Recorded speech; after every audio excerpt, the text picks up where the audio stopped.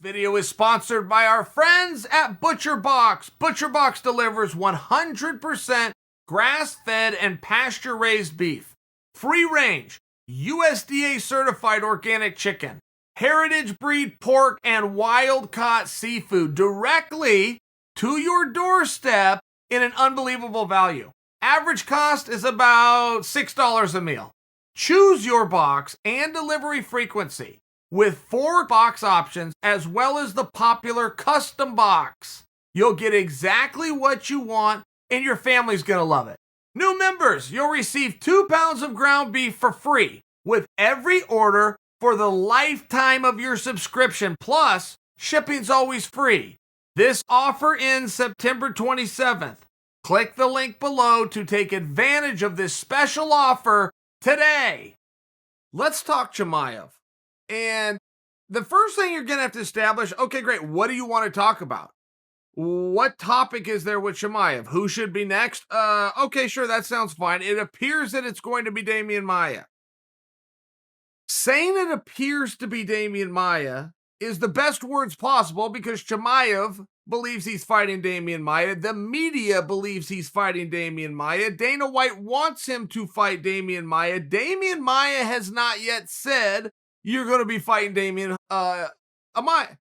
But I have to tell you, if you look at history, who the hell has Demian Maia ever backed down from? Now, this is a little bit of a unique spot in that this is Maia's last fight. I was talking with Ariel Helwani. Ariel Helwani said, no, Maia should not take the fight. Why go out on a loss? Why go out on being a guy that was a stepping stone? Well, Ariel, because that's the way you go out. You're taking a huge risk, and it's a bad risk. It's a sucker's move to ever say this is my last fight. Now, sure, you'd like to have that final hurrah, and you'd like to go out the right way, and possibly that means laying your gloves down, and possibly that means grabbing the microphone and taking the time to do what is knowing in every other situation except for your final speech, which is to thank people and to thank the fans and the promoter and for all of the opportunity and all of the great memories. Where that becomes a sucker's move, and I don't want to call Demian Maia a sucker, but where that becomes a sucker's move is you do not announce this is going to be my final fight until the fight is signed. If the fight is signed and done, and then you make that decision and you want to use it as this last hurrah, hey everybody, if you've got any good memories with me and you're looking forward to have any more, stop what you're doing on this specific time and date because the supply and the demand come head to head and it's all over. That's the way that you would want to do it. To say this is my final fight and then to call out, as Maia did, Diego Sanchez, just by example, you're showing your hand and you're showing it too easily. There is no promoter in the world that wants anybody to go out on top. That does not make the promoter a dirtbag. That makes the promoter somebody who understands that you pass the torch before you go. Mark Munoz did this by example. Mark Munoz was going to fight Luke Barnott. Luke wanted the fight. Mark agreed to the fight. They signed off on the contract. Then and only then did Mark announce this is going to be my final fight. Now, Mark ended up winning the fight and he got to go out in a blaze of glory. But the timeline and the order of events are very relevant. For you to come out and declare it as your last fight with some make-believe wish that the promoter is then going to do you a favor is just silly. The promoter has an obligation, and it is not to make sure that the final chapter of your book is written in a positive way. This business goes one way, which is you pass the torch. When George St. Pierre, the biggest draw and sell and star and talent of all time, went out, but never said it was his final fight until after it was done and that belt was around his waist, hard feelings were created.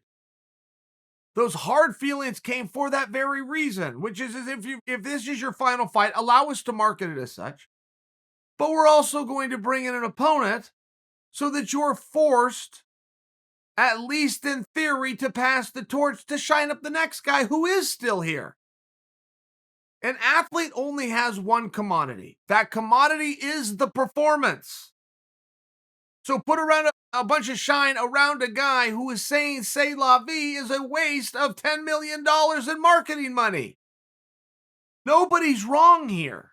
I'm just sharing for you the problem with making that announcement before that contract is signed. Damian Maia could have been in there with Diego Sanchez, and I'm not saying what would happen between those boys. I'm just sharing with you what Damian Maia thought would happen with those boys, is that he would get the victory. He could have got that fight.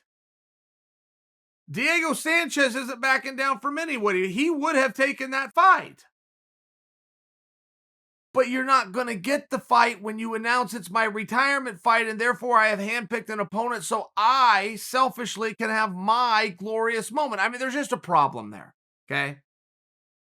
I don't tend to agree with Ariel. I think the buck stops at Damian Maia. And does that mean Maia beats Chimaev? No. Does that mean that Maia is going to make Chimaev work his ass off for a win? Yeah, at a minimum, yes. That is what I'm saying. Should Chimaev go out and run over Damian Maia? Okay, great. Damian, you got your way, which was a great memory and a goodbye fight. Oh, and by the way, you also serve the industry, and the sport is always bigger than the athlete. You serve the industry by getting Chimaev the proper run. Now, let's talk something else about Chimaev. Is he the fastest rising star ever? And there's only two people that are even in the battle for the fastest rising star ever. Brock Lesnar. Now, Brock came in with other esteem. He was an NCAA collegiate champion. He brought together that community. He was the World Wrestling Federation's biggest star. He brought together that community. Either way, Brock's first fight, and it didn't even go his way, Brock's first fight was in a sold-out arena with more stars in attendance making cameos than anybody else ever did on their debut. I believe he fought in the co-main event. It was against Frank Mir, but he still had a co-main event booking on his very first fight. So you have Brock. Okay. But the next is Conor. Conor came in his very first fight, looked really good, cut a killer promo that still gets played to this day, won a $50,000 bonus, and his very next fight, he was the main event of the undercard, but he was the main event of it. They brought in an easy opponent for him by the name of Max Holloway, but Max was 21 years old at the time, had only had a couple of fights himself, and nobody knew how hard that fight was going to be. But either way, he was the main event of the undercard.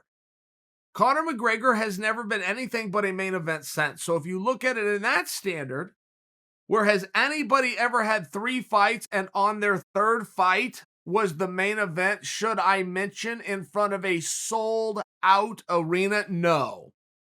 And I don't predict that anybody coming along anytime soon is going to be able to have that, and McGregor had no help. He did not have the NCAA champion and the power of TV that he had been on for 15 years, including pay-per-view sellouts that Brock Lesnar did. He did it from scratch. So Conor goes down as the fastest rising star. The one other difference between Conor and Chimaev, Conor was able to bring an entire country with him. The country of Ireland, which is very rich in tradition of combat, boxing specifically, but very rich in that history, didn't have any MMA stars. They didn't have any jiu-jitsu stars. They didn't have any wrestling stars. They were known for the Queensberry rules, but they still liked it, and they still got it, and they still have a culture and a heritage that is based around 2 men enter, 1 man's the victor. I'm just sharing for you. To compare Chimaev to Conor is difficult. To compare anybody to Brock is difficult. Is Chimaev the next best thing? Yes. He may be the best thing. He may have even surpassed Conor had he stayed in his location. He's Chechnyan, by example, but lives in Sweden, by example. So it has been North America more than anywhere else on the globe. It has been North America. It has been us that have wrapped our arms around this guy. And that's a lot, and that's huge. I just say he's in the 3rd spot. I don't think he could beat Conor, but I also think I could identify why, and nobody could beat Brock, but I also think I identified why. Can that change quickly? Chimaev's already had 3 fights, he's moving into 4. Conor got it done on 2. Brock got it done on 1. So can he ever take that number 1 spot? No, maybe not. But as far as a meteoric rise, this is remarkable what they're doing.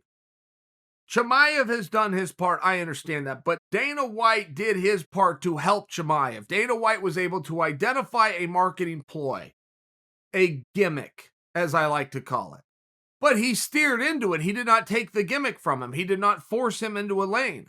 He's fought him 3 times now at 2 different weight classes. He's about to fight him 4 times now at 2 different weight classes.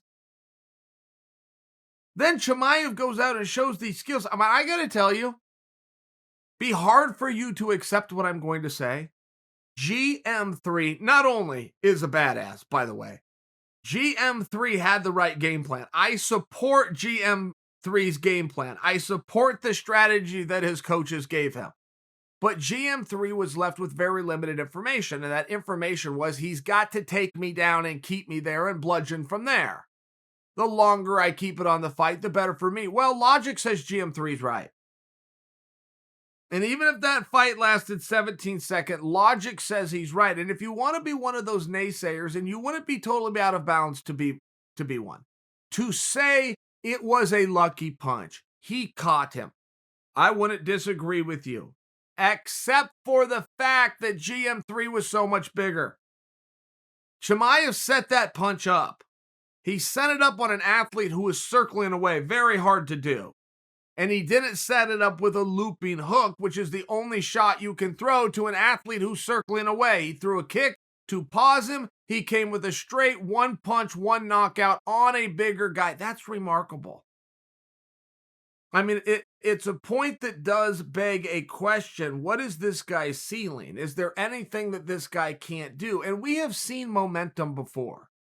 Are we a little early to go and rank and crown him a number 4 or 3 or 2 guy? Yes, we would be. I'll just offer you a very recent example of Johnny Walker. Johnny Walker came in, he lit the world on fire. He had a little bit of that it factor, and it was being discussed that he is the guy that is going to bring down Jon Jones. Being discussed by you guys, being discussed by me, by the media, the promotion alike, but he did appear to have these kinds of skills. Then, when you coupled that with the fact of where Johnny Walker was training, which was Thailand, he was training stand-up and he's got some trick moves. Those can come in very helpful when you're taking on Jon Jones, who largely fights in the stand-up with very dynamic skill sets. But you also saw that didn't work out. There is something to be said for momentum. I can't remember when Frank Shamrock got on a roll. Frank Shamrock, total stud, by the way, but I remember a point in his career where he was on a roll. He couldn't touch somebody without finishing them. He gets tackled by Kevin Jackson and rolls right into an armbar and straightens him out. He gets in a fight with somebody who he picked up and dropped, and as he dropped them, they hit their head on the canvas and it knocked them out. But he got on one of these rolls before he was later tested. Now, he proved those tests, I understand that. I'm just trying to argue for you that there is such a thing as a roll. And sometimes when you are so good and so dominant, people tend to defer to well, he's on a roll. He's got a hot hand. That argument gets a little tougher with Chimaev when he has had 3 fights and won in 2 very different and drastically different ways. Now, I do think the buck stops at Maia. We are going to find out one way or the other. I would suspect that Chimaev, after what we've seen, is even going to be the favorite going into the Damian Maia fight. I just want to remind you, nobody has kicked Damian Maia's ass. Nobody. Damian Maia had a fight. I got to throw this one out. It was right here in Portland, Oregon. It lasted 11 seconds. He fought Nate Marquardt. And Maia came out and threw a kick, and Marquardt stepped in straight down the middle and put his lights out in 11 seconds. I'm throwing that one out, okay? I'm grading it on a curve, but if I do throw that one out, my statement is absolutely true when I tell you nobody has ran over Damian Maia. I think it's meaningful. I hope that fight does come to fruition. Damian played his cards wrong. If Damian is to say no to Chimaev, that is a concession that I'd want to go out on top, and that is a guy that I don't think I can go on top over. Fine, you beat Damian Maia, or you back Damian Maia down through the power of the pen. Either way, you got over on Damian Maia. I only suggest for you, this is a star, and he's becoming a star in the most unlikely of places. I don't know how much Sweden has thrown their arms around this guy. I don't know how much Chechnya or Dagestan is clinging to this guy. I don't know. But I can tell you the Muslim culture is very proud. And I can tell you, as North Americans, where we don't care where a guy comes from, we just want to see talent in front of us. This guy is welcomed with open arms. If you want to push back and tell me, Chael, we need to see a little more, great. There's no argument. And the good news for you is you're only going to have to wait a couple more weeks.